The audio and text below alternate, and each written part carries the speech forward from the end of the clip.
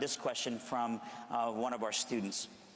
If you were, sir, were elected president, what would you do to bring healing and resolution to the issue of racism in our country? We both want to see that go away. What steps would you begin to take if you were our leader in seeing that resolved? That is an excellent question. I thank you for it. I would hope and I believe that every person in this room today understands that it is unacceptable to judge people, to discriminate against people based on the color of their skin. Yes.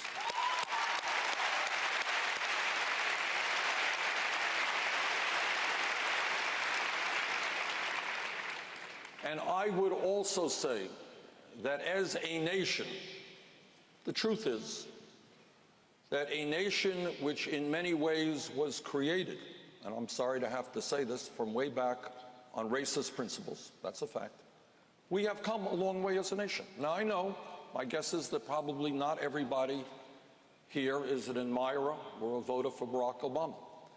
But the point is that in 2008, this country took a huge step forward, David, in voting for a candidate based on his ideas and not the color of his skin. And whether you like Obama or not, and I do, he is a friend of mine and I work with him on many issues, that is a step forward for America.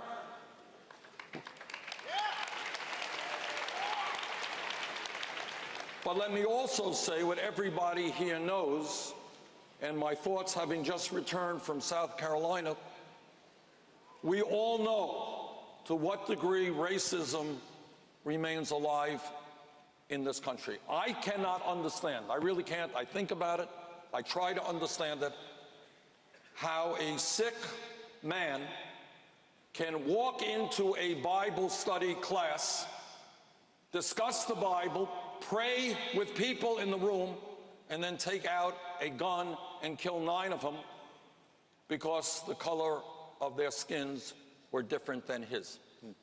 And I cannot understand for the life of me how there can be hundreds of groups in this country whose sole reason for existence is to promote hatred. These are hate groups. Right. And they say, join us so we can hate African Americans or gays or Jews or immigrants or anybody that is different from us. I can't understand that. But let us be clear that when you have unarmed African Americans shot by police officers, something which has been going on for years, that is also institutional racism and cries out for reform.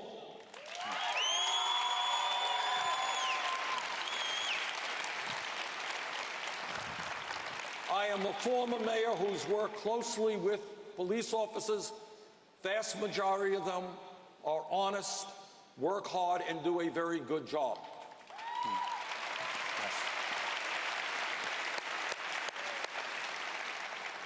But when a police officer breaks the law, as is the case with any other public official, that officer must be held accountable. That's justice. And there is a lot to be done in terms of our criminal justice system, in terms of minimal sentencing, in terms of local police departments which look like armies that are invading a community. But to answer your question, I think what we have got to do is when we see instances of racism, when we hear political leaders appealing to the worst elements of us by making racist attacks against people from another country or people whose color may be different than most of us, we have got to stand up and say, in America, you're not going to do that. Racism is unacceptable. Yes, sir. We couldn't agree with you more on that thought.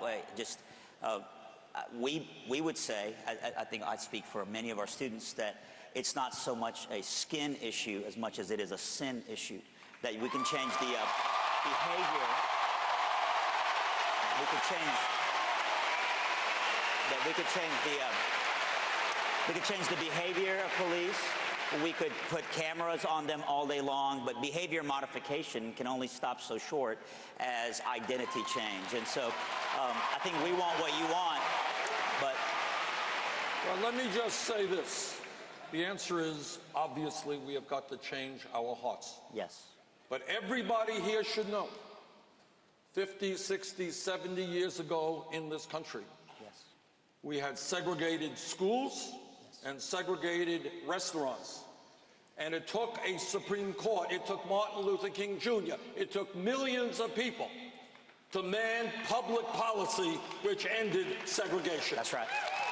Well, I think where you're going to find commonality is at Liberty University, we're not interested in making sure people of color are invited to sit in the bus or even sit at the restaurant table. We want to see them own the bus and own the restaurant. So we're with you.